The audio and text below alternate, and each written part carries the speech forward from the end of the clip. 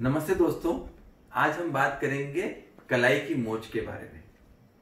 कलाई की मोच से कलाई में एक इंजरी हो जाती है जिसको बोलते हैं टीएफसीसी इंजरी। और मैं आपको बताना चाहूंगा कि ये बहुत ही मेरे दिल से बहुत ही करीब टॉपिक है, क्योंकि मेरी थीसिस जब मैं एम्स में पढ़ रहा था तो मेरी जो थीसिस है वो इसी टॉपिक पे थी, और डॉक्टर पीपी कोतवाल और डॉक्टर विकास गुप्ता के सुपरविजन में मैंने इसके ऊपर काम किया था। और वो इंडिया में होने वाला रिस्ट आर्थ्रोस्कोपी का पहला एकेडमिक वर्क था। तो हम आते हैं अपने टॉपिक के ऊपर। रिस्ट आर्थ्रोस्कोपी एक बहुत ही अच्छी टेक्निक है जिससे हम कलाई की मोच को एड्रेस कर सकते हैं। अब हम जानते हैं कि कलाई की मोच क्या होती है और क्यों होती है। अगर आप कलाई के बल गिर जाते हैं और आपके कलाई में इंजरी हो जाती है और आपको किसी तरह का फ्रैक्चर नहीं होता है, चोट लगती है पर फ्रैक्चर नहीं होता है, तो सबसे कॉमन इंजरी जो आपको हो सकती है, कॉमन चोट जो आपको आ सकती है, वो है टीएफसीसी इंजरी। टीएफसीसी का मतलब होता है ट्रायंगुलर फाइब्रो कार्टिलेजिनस कॉम्प्लेक्स, और ये आपके कलाई में एक गादी की तरह होता है जो आपके कलाई के अंदर इस भाग में स्थित होता है, और ये कलाई को स्पेसिफिक कुशन देता है जिससे आप सारा काम कर सकते हो, और कलाई को स्ट्रेंथ भी देता है जिससे कलाई अपना सब काम कर पाए। जैसे मैंने आपको बताया, ज्यादातर इंजरी टीएफसीसी की कलाई के बल गिर जाने पे, जिसमें आप कलाई के बल इस तरह से गिर जाते हैं और इस हिस्से में आपको इंजरी होती है तो होती है। मतलब अगर आपकी कलाई सीधी है, इस पोजीशन में है, और आप इस हाथ में इस पोजीशन में गिर गए हैं तो आपको टीएफसीसी की इंजरी हो सकती है।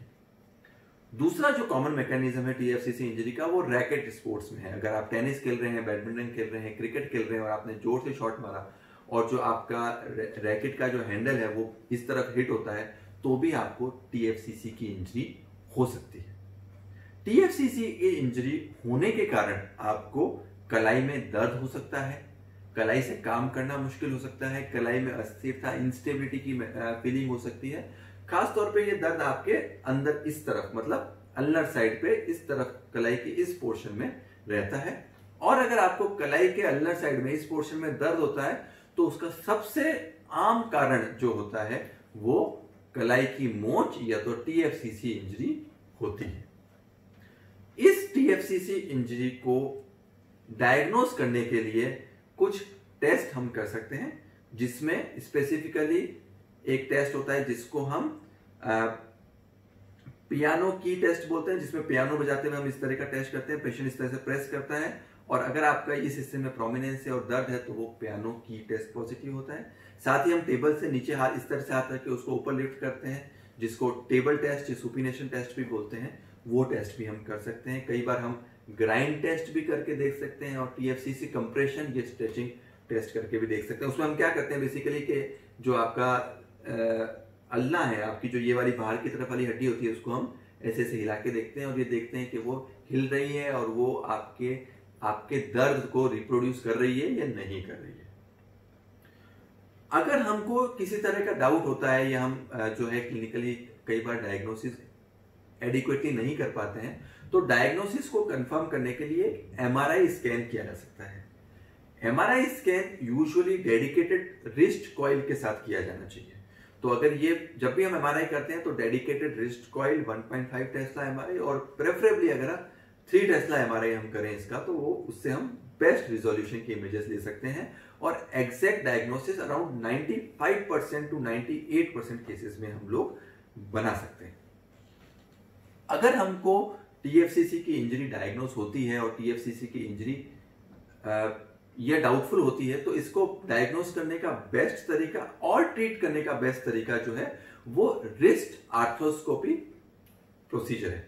रिस्ट आर्थ्रोस्कोपी क्या होती है?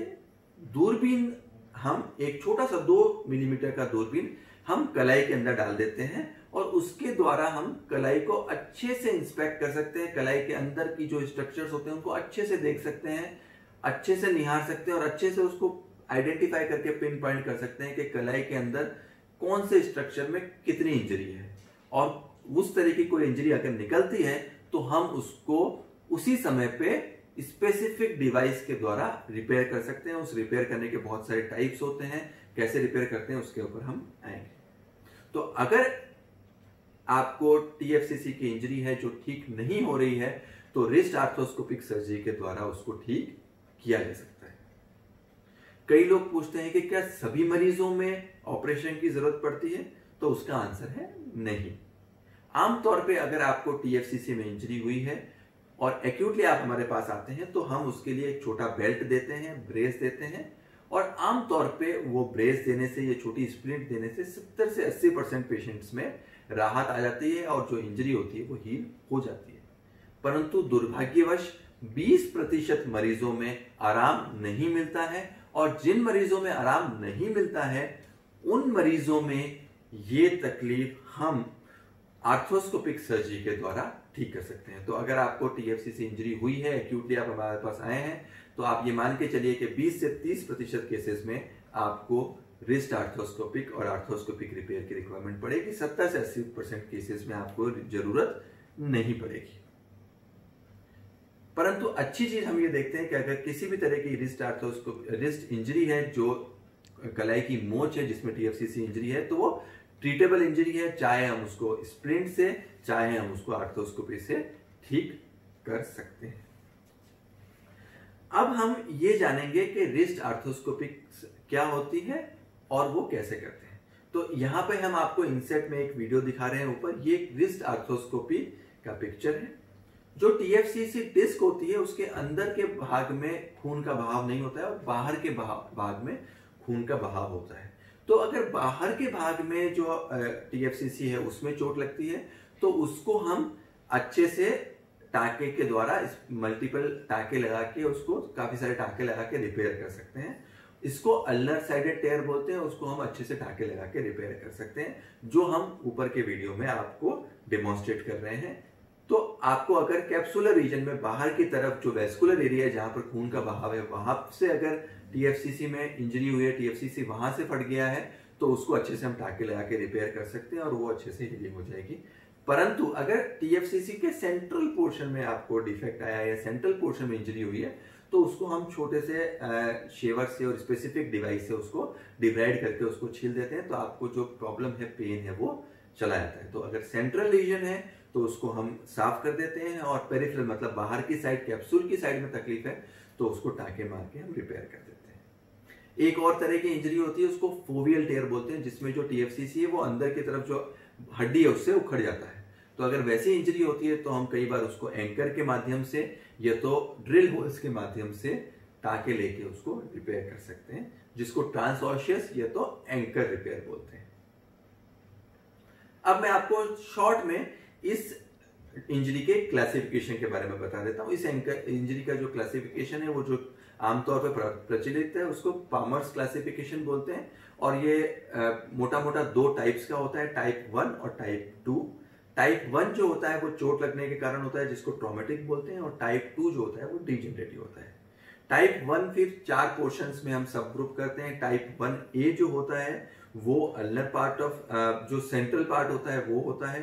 टाइप 1B जो होता है वो अल्नर पार्ट का टेयर होता है। टाइप 2C जो होता है वो डिस्टल पार्ट का होता है। टाइप 2D जो होता है वो रेडियल पार्ट, मतलब जो ये वाली हड्डी होती है वहां से उखड़ जाता है, तो उसको टाइप 1D बोलते हैं।